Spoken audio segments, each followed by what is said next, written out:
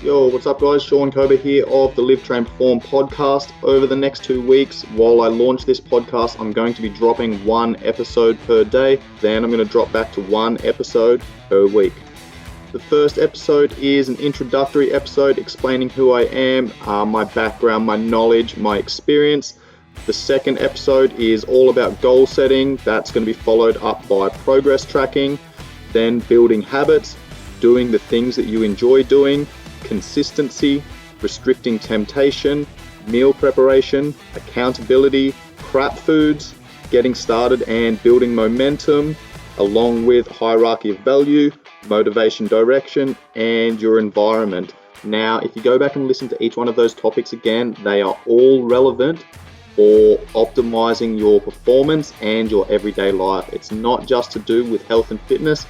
Yes, I am a strength and conditioning coach. That is my background, that is my specialization. However, I'm a coach first and foremost, and I need to optimize the other 23 hours of the day so that I can get the most out of my clients for that 1 hour that I'm with them. I will also be answering some of my followers' questions that have posted questions on my Q&A memes, and I'm going to incorporate those answers into the pertinent episodes.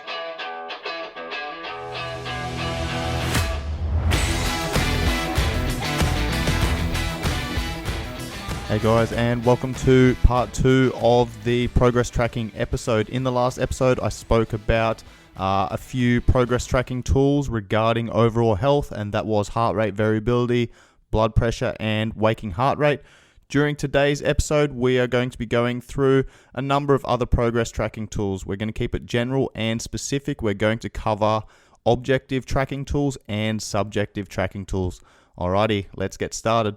In this day and age, we have a myriad of tools that can give us solid data about whether or not we're moving in the right direction regarding our health and fitness or not. I'm going to go through a list of tools that I've used successfully in the past to help my clients attain their individual goals. I'll dig into each one of the individual benefits and explain the usages of each one of these briefly as we go. However, if you want to find out more details about each one of these individual tools, please make sure you do your own research and find what's going to work specific for your circumstances. Okay, point to note is this list is not exhaustive, and these tools are by no means the only way to measure your progress and make adjustments. They do, however, give an objective view of what is happening with our body, and the data allows us to make any adjustments to nutrition, training, and recovery as necessary. After all, the numbers don't lie. We also have a list of subjective tracking tools. These will not give you solid data, but it does provide anecdotal evidence of the changes that are occurring. All right, so a list of the objective tracking tools that we're going to cover are a calorie tracking app, body composition analysis or bioimpedance scales, tape measure, Skinfold measurements, weekly progress photos, how your clothes fit, a training journal or log, a fitness test or fitness testing, and activity trackers. The subjective tracking tools that we're going to discuss are energy levels, productivity, sleep habits, libido, mood, attitude, and well-being, hair, skin, and nails, etc., and the immune system. Let's dive into each one of these components. First up, for the list of objective trackers, we're going to lump these two together, and that is a calorie tracking app and activity tracker. Now, this is going to make a lot more sense once the nutritional pyramid of importance mini-series drops. And the second episode there is all about energy balance. And this is essentially how we manipulate our energy in and our energy out to manipulate our weight and body composition. So as I stated in the last episode, we really need to get a baseline of where we're at when we start, okay? Because we first need to know where we're at before we figure out the direction we need to go.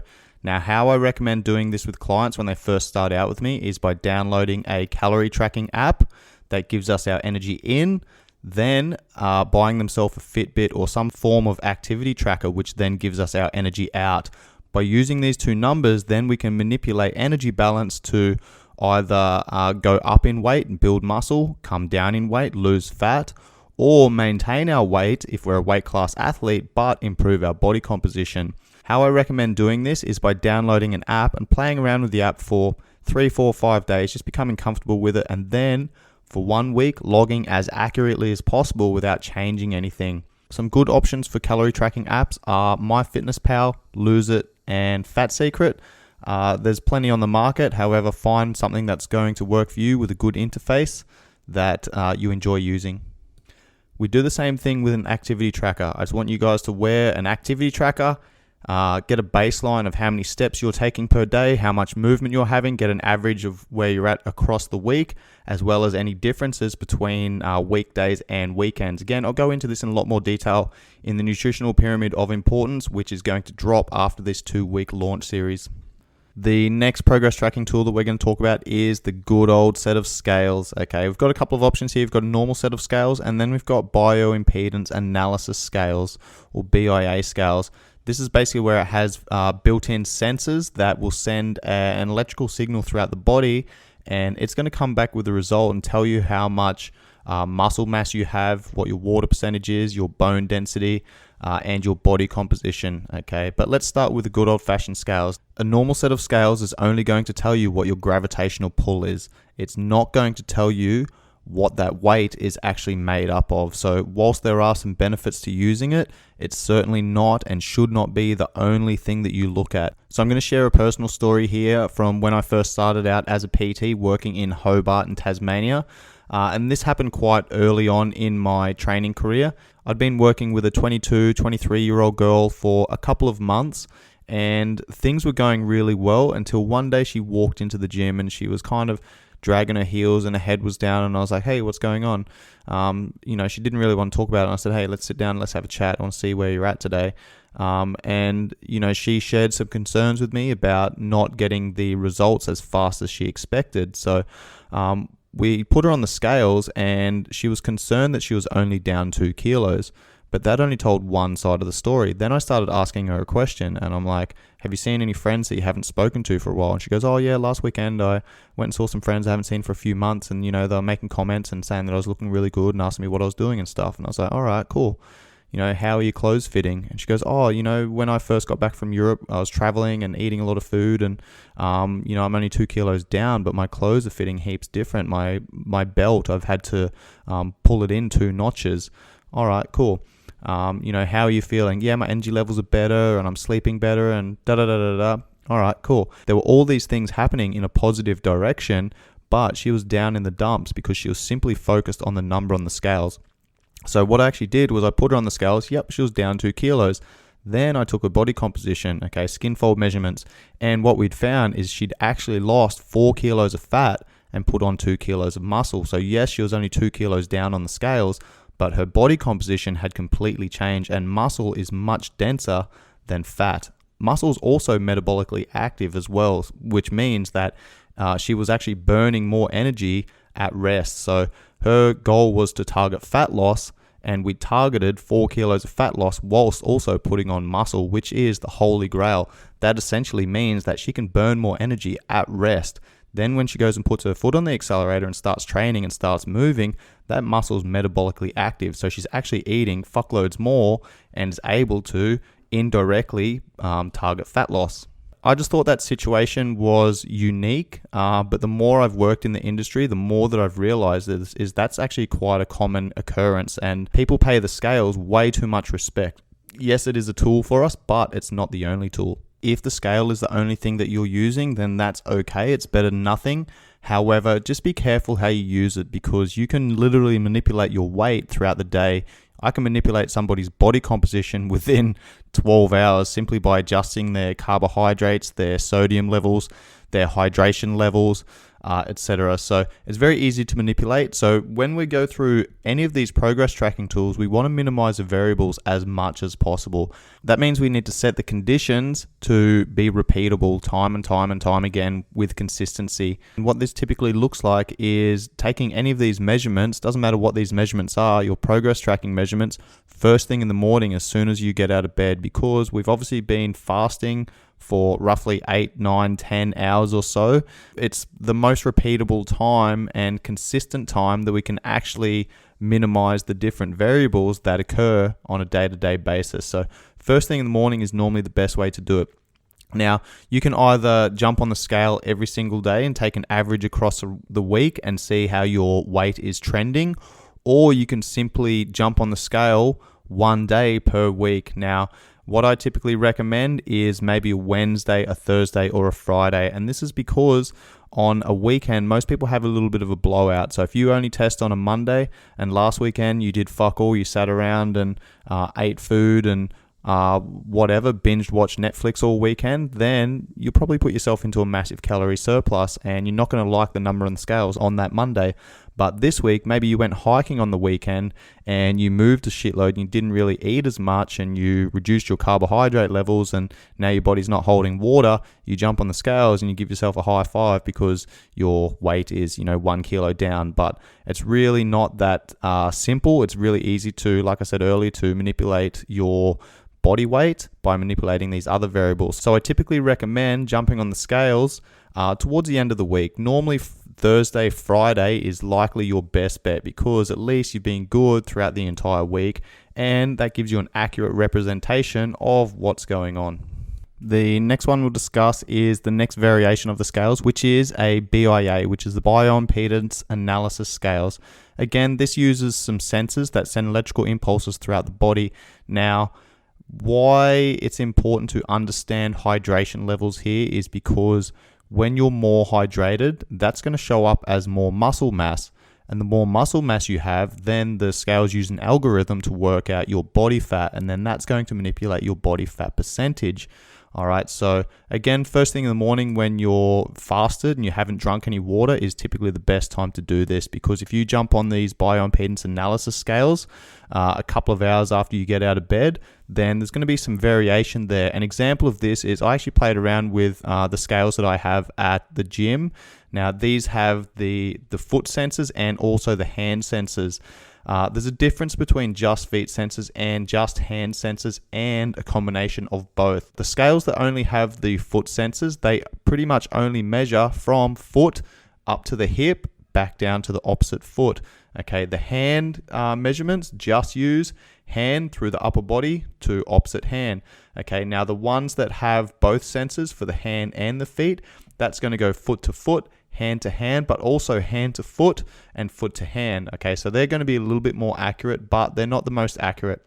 I played around with the body composition machine at my gym at Tiger Muay Thai. I did it like 6 times in one day. So I rolled into the gym, I was fasted, and I went and jumped on the scales, and I said my body fat percentage was something like, 8% or something like that. When I had breakfast and then some water, I went and jumped back on the scales. It was literally like 40 minutes later. I jumped back on the scales and it said my body fat percentage was like 6%. All right. So it told me that I dropped 2% body fat simply because I was a lot more hydrated, which showed up as more muscle mass. Now, I worked for a couple of hours. Then I jumped on the scales before I trained. And then I jumped on the scales after I trained. And again, there was some massive fluctuations. Before I trained, I was back up to 8%-ish. After I trained, I was down at like 5.4% or something because I was obviously all pumped up. I had transient fluid, had a little bit of a pump in the muscles, and I'd been smashing water. So I was hydrated. That showed up as more muscle mass, less body fat, which reduced my body fat percentage. Then after I ate, it manipulated my numbers again. So you can't count on these numbers, but what they do is they give us a ballpark figure, which we can then have an understanding of how certain things affect our body, and then we can make adjustments as we go. So again, super important to minimize the variables and replicate the conditions as closely as possible every single time. Now, when it comes to these BIA machines, there's many different types of varieties. You can buy some cheap ones from Woolworths for like $30. Obviously, they're not going to be super accurate. But then you've got the more expensive ones like Tanita and InBody and things like that are going to be a lot more accurate. However, just again, take note that you can manipulate your body composition by manipulating your water percentage. The next one I'll talk about is underwater hydrostatic weighing. This used to be the gold standard in the industry for testing body composition, but it's nowhere near as accessible and it's expensive. It has a lot of cumbersome specialist equipment and it's pretty much impractical and expensive. So that's going out of fashion and being replaced by the DEXA scan. So this is quite an accurate reading here, and it's considered the gold standard for body composition testing, and it's roughly $80 to $100 for testing, and you can get these done in multiple facilities. So, depending on your circumstances and what you have available is going to determine which one of these options you're going to likely choose. Next up, we're going to talk about the trusty old tape measure and clothes. I'm going to put these in together because they can give you a really simple understanding of what's happening with your body. An example of this is if I get someone, and I've seen this numerous times, where I'll get someone who we go through a training program, we're looking at a reverse diet, and we're actually bumping up their calories to get them into a healthy space before we start targeting fat loss, and their body weight doesn't change, but their body composition does change. So this is where the tape measure and the clothes come into play, because if someone's the same weight, again, muscle's denser than fat. So if you're the same weight, but now your numbers, circumference numbers around the neck, the chest, the shoulders, the bicep, or the upper arm, the waist, the hips, the thighs, the calves, etc. If those numbers are going down, but you're still the same weight, that's a really good indication that you've actually lost some body fat and put on some muscle. This is where clothes come into play. If you're filling out your shirts better, if you're a dude, or you've got a little bit more space around the hips or the waist, or in your pants if you're a chick, then and you're the same weight, again, that's a really good indication that you're moving in the right direction. It's obviously not as accurate as looking at body composition through Skinfold measurements or one of the DEXA scans or BIA scales, but it is a good indicator of whether or not you're moving in the right direction. Now, this is the same thing with progress photos. I've seen this happen numerous times. We live in our bodies. We don't see the changes that are occurring on a daily basis, a weekly basis, a monthly basis. I've literally had another coach come to me and say, hey, I've got these 2 clients that are having some problems with losing weight, and they're concerned about whether or not they're moving in the right direction, and they want you to have a little bit of a look at their training program and nutrition protocols, etc. So I sat down with them and I asked them if they had any progress photos, and they said, yes, I do have some we do have some progress photos. I said, when was the last time you looked at them? And they said, oh, it's been a while. And I said, all right, show me your first progress photo from day one and show me the last progress photo that you took. And they pulled out their progress photos and they put them side by side, and they were blown away at the differences.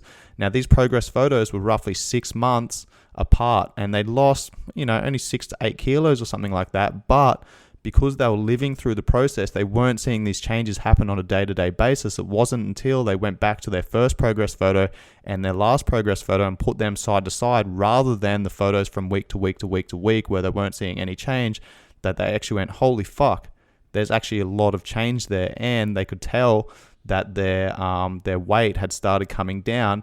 And again, I connected it to their clothes, how their clothes were fitting, what their energy levels are like, what they were doing in the gym, were they lifting more weights, were they moving better, how was their sex drive, how was their, all of these other things that we started connecting the dots with. And once they saw those progress photos, the penny dropped for them. They went, right, we are actually moving in the right direction. So one of the biggest points that I want to make here is it's all about the trend over time. You're not going to see massive fluctuations from week to week. However, from day 1 to day 60, for example, there's going to be some change. Then from day 60 to day 120, there's going to be some change. So yes, you want to take these progress photos and use these other progress tracking tools along the way, but you want to see at how those numbers are trending over time. And that's the most important thing. I remember one of my really good mates, actually, we were on a boat cruise a couple of years ago now, and I was only just getting to know him. We'd had a couple of drinks, and he was talking me through his weight loss process. And I asked if he had any data, and he actually is a numbers dude. He's an engineer, so he actually pulled out his numbers. And I had a look at what was happening with his weight loss progress, and there were some massive fluctuations. But over a 2-year period, his numbers were way, way down. Okay, the interesting thing here is once I actually started looking at his data, I started connecting the dots, and I was like, right, what happened here? And he goes, oh, that was the first time I came to Tiger Muay Thai, and I spent, a couple of months there, and blah, blah, blah. All right, what happened here? Oh, that's when I moved to Hong Kong and, started a new job. All right, what happened here? Oh, that's the second time I came to Tiger Muay Thai. What happened here when your numbers started bouncing up? Oh, got into a relationship and started dating and, going out for dinner a lot more and stuff like that. So, I actually connected the dots with him, and I showed him these fluctuations that were happening in his body weight and his body composition around his life and what was happening in his life. And that's the important thing, is checking in and seeing how those numbers are trending over time. If you're not trending in the right direction, then something needs to change. If you are trending in the right direction, that's fine. You can live your life, loosen up a little, and get back on track and keep doing the things that were serving you when things were going well. Another great example I had of an online client of mine was a girl that I'd been working with for 3 months. Now, she told me when we first started working together that she had a chocolate addiction, and I was like, that's cool.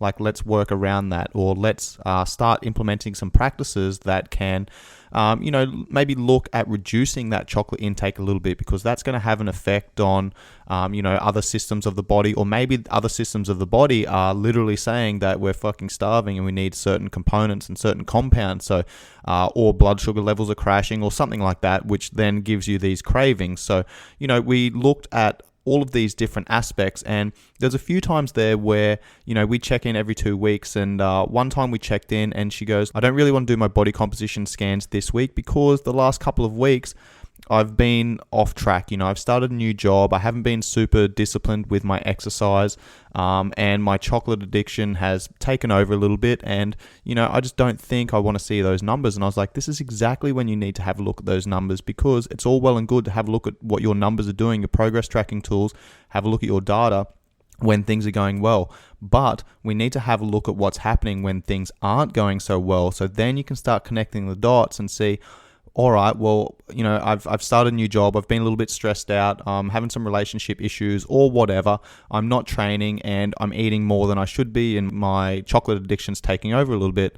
All right, well, that's been happening for 3 weeks. Let's see how that's affected your body composition and your body weight. Okay, yeah, your body weight's gone up 1 kilo in the last 3 weeks. That's fine. Okay, it's not a problem right now. But you need to have a look at those numbers, because then it's going to show you that if this happens, those are the results that are going to occur from that. So turning a blind eye to things is not a coping strategy. You need to confront these things head on. And this is why progress tracking is important, regardless of whether you're doing the right thing or not. So then you can see the impact that it has on your body, on your energy levels, on your performance, on, all of these other factors that come into play. We'll discuss some of those in a little bit more detail in a moment. Geez, I've just looked at the time and I've realized I've been waffling on for almost 21 minutes. So what I'm going to do is actually break this episode up again, and we'll talk about the subjective tracking tools in the next episode. And I'll consolidate some of the future episodes into one episode, answer some questions and things like that. But to round out this objective tracking session, let's discuss Skinfold measurements, which is another way of testing body composition. Now, you can test body composition through Skinfold measurements yourself. However, you do need to practice the technique and become somewhat proficient at it so that you can at least be as accurate as possible. And again, we want to minimize the variables, and we always want to test and check in the same locations throughout the body. So you can get a set of Skinfold calipers for roughly $15-20 for a cheap pair, and you can pay up to a couple of $100 for a really good pair. And what you can do there is take a number of measurements from different sites around the body, from 3 sites up to 9 to 10 sites. And then you can put those numbers into a computer, and it'll use an algorithm to work out your body composition. So you basically put in your age, your weight, your sex. I think you put in your height there as well, and then you'll punch in these the millimeter measurements from sites, numerous sites around the body. So we're looking at the pec, we're looking at bicep, tricep, mid-axillary, subscapular, suprailiac, abdominals. You might use the thigh, you might use the lower back, you might use the calf as well. And you can just simply punch these numbers in, and it's going to come out with a result which is going to give you your body composition. So what the Skinfold calipers do is measure subcutaneous fat, which is the fat underneath the skin. So that's a fairly good indication of health, but what that's not going to do is give you your visceral fat. This is where your DEXA scan comes into play. So subcutaneous fat is the fat underneath the skin. It's an insulating fat, and then visceral fat is the fat that surrounds the organs. What we'll discuss now are some of the performance-based tracking tools. So this is where your fitness tests and your training logs or training journals come into play. So when we're looking at improving performance or Any type of fitness goal, for example, if we want to run a marathon or we want to hit a PR in a powerlifting competition, or if I'm working with a professional MMA athlete, then I'm looking at performance-based goals. So the progress tracking tools that I'm going to use here need to be specific for the adaptation that I'm going for. If I'm looking to run a marathon, then I need to build endurance. How do I measure endurance? Then I'm going to be doing time trials over different distances. If I'm looking at breaking some PRs for a powerlifting meet, then I'm looking at strength testing protocols. How much force can I produce through the deadlift, the bench press, and the squat?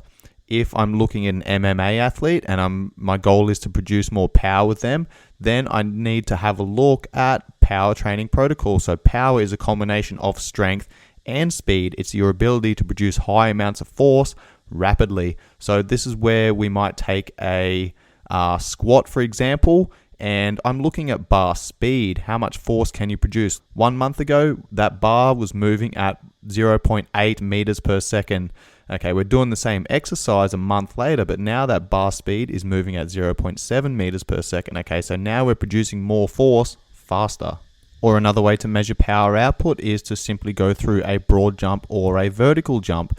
If I take my baseline testing and then a month later, they are jumping, a couple of inches further or a couple of inches higher, then again, I'm producing more force. That would be a great option for the lower body. For the upper body, we're probably going to look at some form of a throw. It might be a medicine ball throw or a bench press throw or plyometric push-ups or something like that, something tangible that we can actually measure. And the whole concept here is to improve power output. So we're looking to improve strength on one end of the force velocity curve, and then the other end of the force velocity curve is speed, right? So strength on one side, speed on the other. They get married, they have a kid, and that is power. That is the goal for any athlete, is to improve power output. I've got a stronger athlete, I've got a faster athlete, I now have a more powerful athlete. Then I want to build endurance, then I want to build conditioning so they can maintain that high power output for extended periods of time. Which then brings me nicely into our training journal. So our training log is very important for measuring these tangibles that are going to tell us whether we're moving in the right direction or not. An example of this is, like I just said before, is the force velocity curve. Okay, strength on one end, speed on the other end, then powers in the middle. So I might go through a 1 month block of strength with my high level fighters. Then I might go through 1 month block of speed. Then we might do a month block of power where we're combining strength and speed.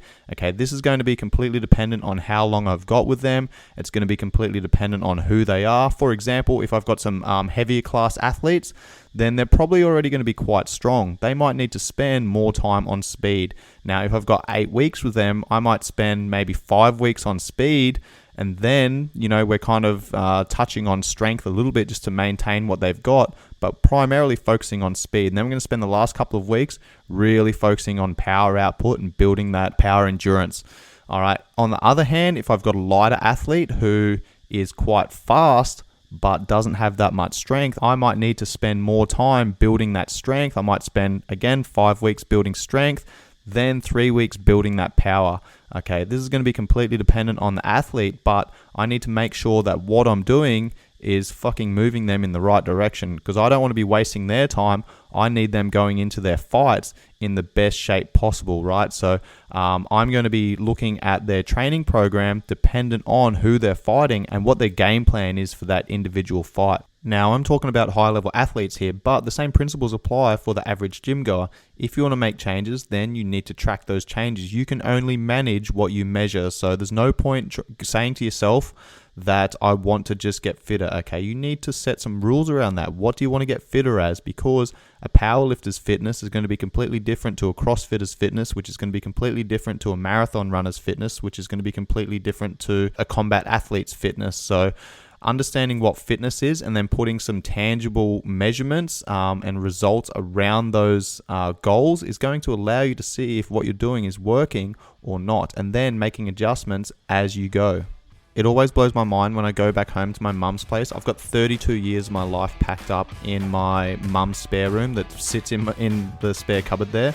And every time I go home, I rummage through those cupboards and see if there's anything that I can throw out.